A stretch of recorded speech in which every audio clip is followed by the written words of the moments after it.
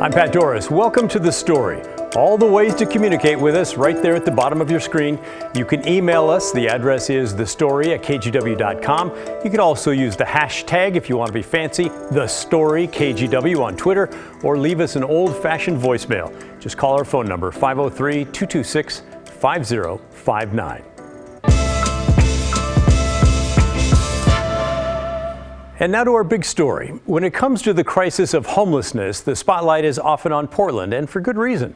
But some of you have asked us about the homeless in other parts of the state, and we've heard you. Our Tim Gordon went to Seaside and found there is a significant problem there. Looking out over the Oregon coast at Seaside, you can see why people like to live here, but most can't. There is a severe lack of affordable housing. Even for the people who want to get jobs here, we don't have enough homes. Of course, many people like to visit. Seaside depends on tourism. It is also grappling with homelessness in the community, sometimes right out on the beach. That must be a real balance, trying to, deal with a population that needs help, but yet also not hurt the economy. It's really looking after people who are houseless or homeless, but also caring for people who are residents who have homes here and are often impacted. We talked with Mayor Jay Barber and City Councilor TITA Montero. Montero is leading Seaside's effort to make things better after city leaders made homelessness a priority in 2021. We started off with what are the needs of all these different groups of people? What are the needs of city workers? What are the needs of the people who own houses here? What are the needs of the people who are homeless? Since last May, there have been a half-dozen community forums which helped form some key strategies. Some are already working here, involving more collaboration with residents, businesses, nonprofits, and police. I think what happens in a larger city is the bureaucracy is so big, it's difficult to have those kind of ground level, how can we solve this together? And that's really what we're working toward. In some ways, homelessness looks different here than in Portland. There are more small camps on the outskirts of Seaside, like this one off of Highway 101 south of town. But don't let that fool you. Plateau County has the highest number of homeless individuals per capita in rural Oregon. So we do have an issue. Viviana Matthews is executive director of Clatsop Community Action, which spends most of its time helping keep people from being houseless. But this Helping Hands warming shelter, opened in January, is part of the strategy to help the unsheltered. Next, the plan is to have this space become a navigation and resource center in the non-winter months. Cheryl Paul is one of the nonprofit's 2 new homeless liaisons, making connections. Sometimes it's just as little as a pair of socks, but ultimately getting to know them, taking care of small needs with the goal in mind to work towards finding housing and then the steps it takes to get to housing. To be clear, not all homelessness is hidden in the woods. Just north of downtown Seaside, there is a lot full of camping, and to the frustration of nearby residents, it's been going on for a while. It was about a year and a half ago that Councilor Montero says homeless folks in old RVs started parking and living long-term along the Canicum Drive. Well, that was not allowed. No camping and no overnight parking signs went up. And some of those folks ended up moving over into a city-owned lot across the street. Despite this being one of the neatest vehicle camps I've seen, city leaders know it cannot last forever. But one of the challenges for this small city is finding a place for a sanctioned car park like this. We have so little land that we need to be working with private landowners. And that is one of the things, we're in some discussions with some private landowners, hoping to get some land to be used for managed car parks. In the meantime, Seaside's police chief has added homeless liaison to the duties of the community service officer. And the city is reworking its camping ordinance. The goal is to give police clearer rules for moving people on while offering alternatives for where to go. Chief David Ham says that's an important start. The problem for Seaside, I think, and some of our residents in the community who are complaining about this is the fact that we haven't really had any concrete policy and ordinances that are in effect that we feel that we can act on. There are certainly differences from small cities to large. Seaside is finding that out as it finds its way through its homeless crisis. Sounds like a lot of progress given that you just kind of picked this up less than a year ago. I mean, that's a lot of work. But you know, the wheels of government move slowly, and we're never going to be fast enough for a lot of people. So we're trying to solve this with the kinds of resources and time that we have, but it is a challenge. We are not going to solve it, but we will be able to help make things better. That's our plan. Tim Gordon joins us now. Tim, a big question. How many homeless are out there? You know, Pat, we really don't know how it's been the last couple of years, the pandemic, how that's affected the homelessness at the coast. A new survey was done recently, but we're waiting on those numbers. We do know that the last point in time count in 2019 had Clatsop County with the highest rate of homelessness in the state, with 894 people homeless, which is 22.7 per thousand. Of course, Clatsop County includes Seaside, but also Astoria and Warrenton. Now compare that to Multnomah County at the time with 4,015 homeless, or 4.9 people per thousand. And with rural counties overall, the rate is 5.3 per thousand. So you can see there that Clatsop County really has had a big problem for quite a while. And I know you were out there on the ground. Did you get a chance to talk to any of the homeless, and what did they tell you? You know, the short answer to that is unfortunately no, not directly. In our time out there, we were not able to connect with anybody who was homeless that wanted to talk to us about it. As we said in our story, a lot of folks are kind of spread out in the woods, harder to reach. Our best shot was at this RV car park, and kind of the unofficial mayor there, a guy named Richard, wasn't home. We were hoping that we could speak with him. Apparently he does a big spaghetti dinner every Sunday night for everybody, so maybe not getting supplies for that. We'll go back for dinner, and we hope we could do that story in the future and talk to him. Thank you, Tim. Always excellent reporting. We appreciate it. Now to the latest on the shooting of 5 people at the Northeast Portland Park Saturday night.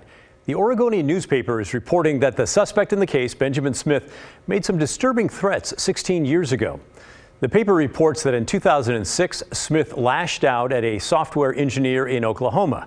Basically, they report that he was mad at the engineer because the guy's company didn't give Smith the right software that he had purchased. Yes, it was a while ago, but I do think it's relevant, so stay with me.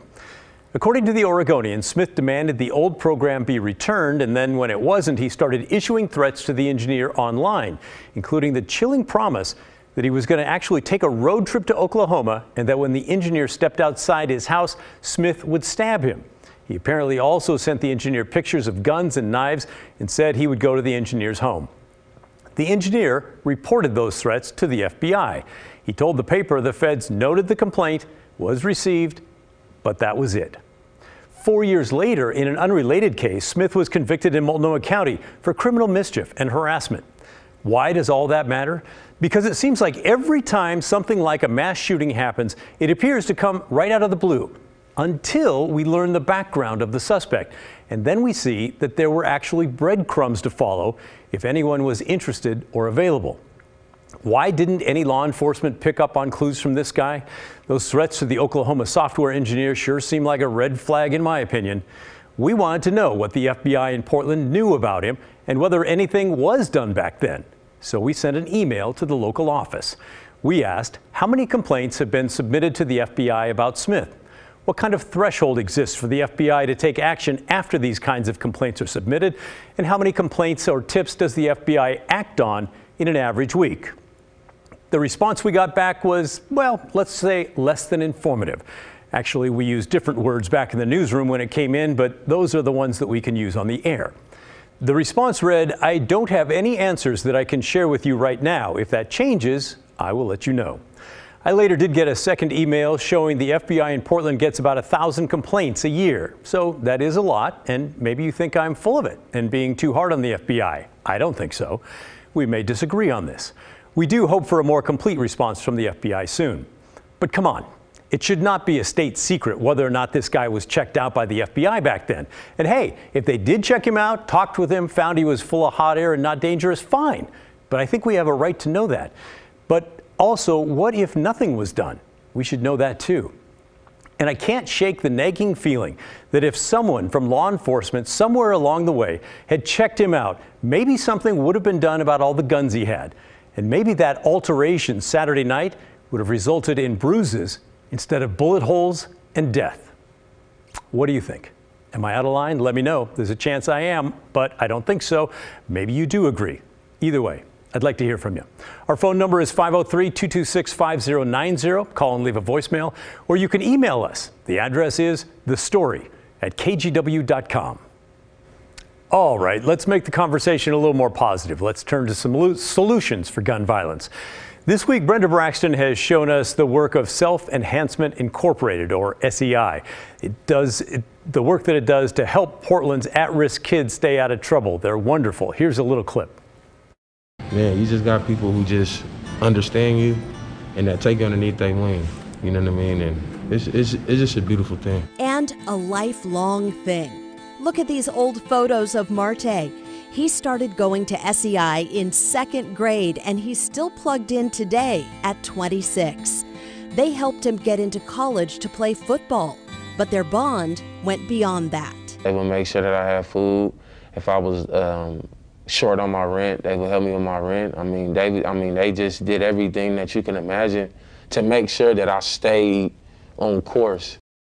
Brenda Braxton joins me now. And Brenda, first off, it is so refreshing with all this violence and chaos to have something positive that we can focus on, a solution.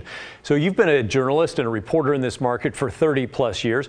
What was your impression as you dug in and really got to know this program at SEI? That's a good question, because I am naturally skeptical, so I was really kind of trying to poke some holes if there were holes to be poked. And I asked around, I talked to a lot of people, and especially the people who are benefiting from services. And they say it is the real deal. When they say they stick with you from the time you're in grade school all the way up through when you get a living wage job, that is the real thing, and it's been life-changing for the people who are involved. What were some of your main takeaways? What's working? Well, I think I have to go back to that thing about being lifelong, deep relationships. It's a heavy lift, Pat, and you know it is. When you have people who have poverty around them, sometimes their family have addiction issues and that type of thing, on and on and on and on, it's a heavy lift to get them out of that. And sometimes what they need is just somebody to stick with them through thick and thin. We interviewed one man who went to prison, and when he got out, SEI was still there for them. So it is a deep, long-lasting relationship. These people say this is not a job, it's a way of life, because they say that they put their signature on every single child. What they would do for their own kid, they do for the kid they serve. What they would do for the families, they do for their own family and for the families they serve. So this is something that they are committed to. It is not easy, it's not linear, but again, it works. Yeah, and it is remarkable. And you think about all the hundreds, if not thousands, of lives that they've literally saved by this program. So impressive. What's their plan for the future? Well, it's interesting because on campus, this is a big old building, and on campus they want to make an African-American cultural center. So it would be kind of like a Jewish community center, but for African-American culture and studies and classes, and the entire community would be welcome. It's not just for African Americans. Anybody could come and take advantage of the cultural events or the classes or the activities. Tony Hobson, the founder of SEI, was telling me as well that a lot of white people moved into inner Northeast Portland because they wanted some diversity for their families. And then as they moved in, things gentrified and the African Americans moved out, ironically, right? And so this cultural center could kind of be a touchstone, as he said, to kind of cross-pollinate the races and give people on both sides a chance to get to know each other. So this cultural center would definitely be something that could potentially unite a deeply divided community, and that's exactly what we need at this point in time. I was thinking as you were saying that, something that we need now more than ever. Thanks for your great reporting, Brenda. Really appreciate your perspective on this. You bet. After years of pandemic disruptions and remote learning, a high school in Salem is making a big investment in the mental health of its students. Having just a space to come and be quiet for like 20 minutes or so and then go back to class is really helpful.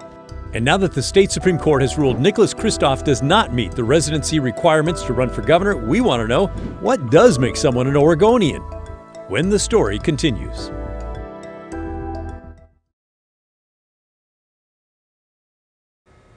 Welcome back. Keep sending your questions and comments to thestory@kgw.com or give us a call and leave a voicemail at 503-226-5090.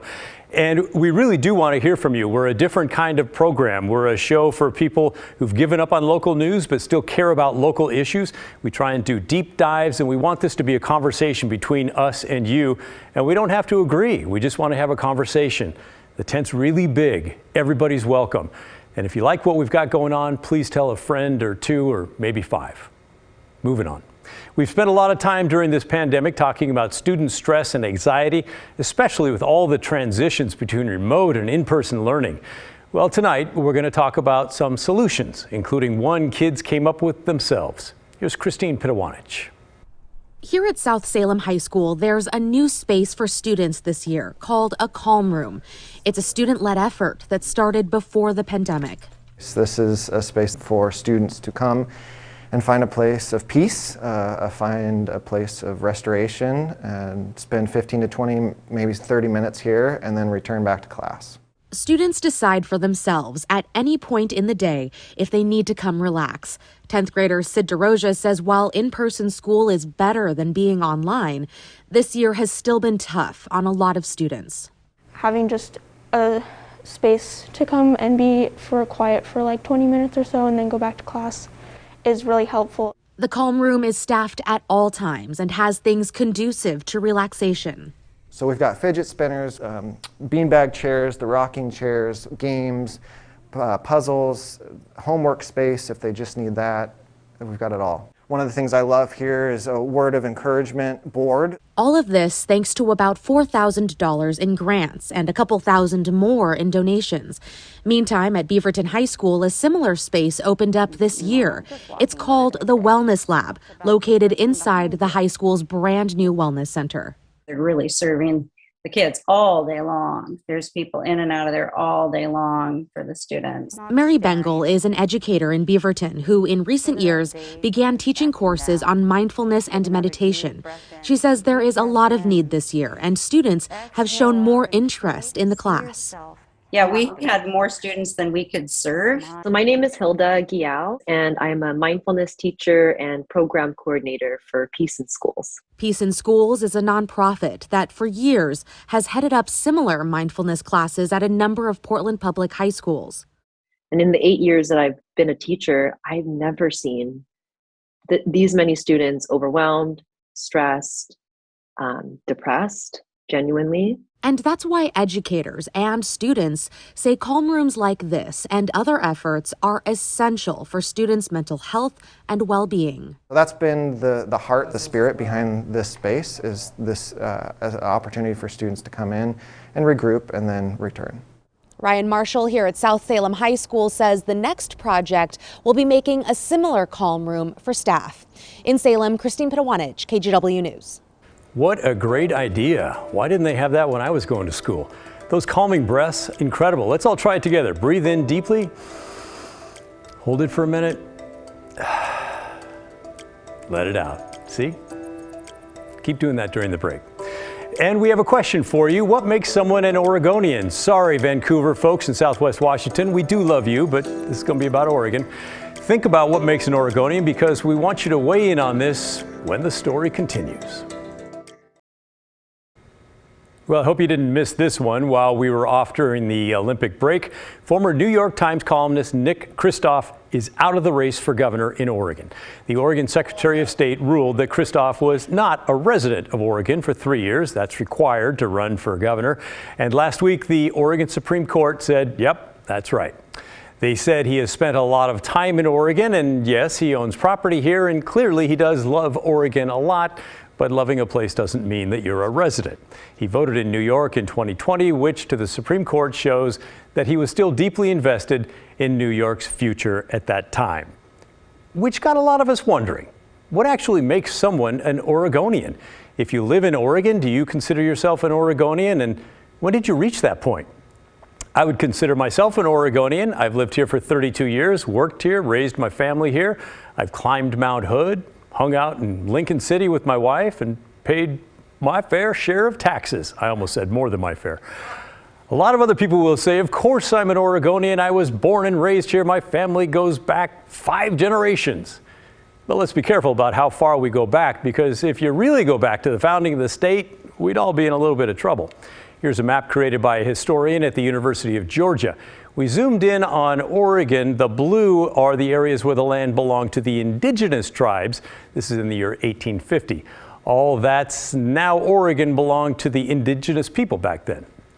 And then the white settlers came in, and you can see the change start on the map. It only takes about 35 years for most of the land to belong to white people, and the tribes were pushed into the reservations. Those are the red areas on the map. So there's that.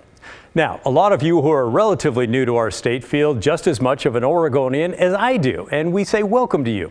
Oregon's population grew more than 10% over the last decade, which is one reason we're getting another congressional seat, and that is great. In some regards, you're considered an Oregonian right away when you move here.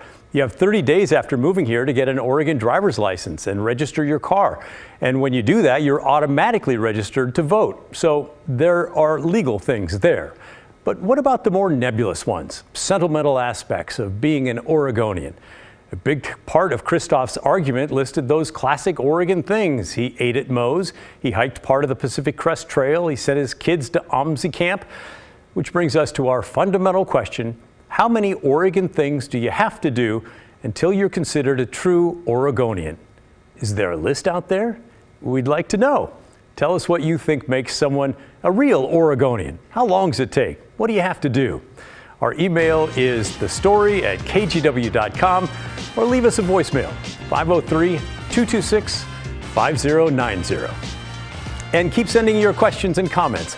We're seeing them come in right now. Send them to thestory@kgw.com. Remember, this is definitely a two-way conversation.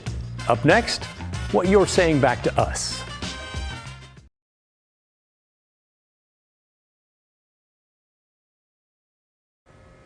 I've been talking to you the last 3 nights, and so it's nice to hear you talking and emailing back, and we do read everything and we listen to everything.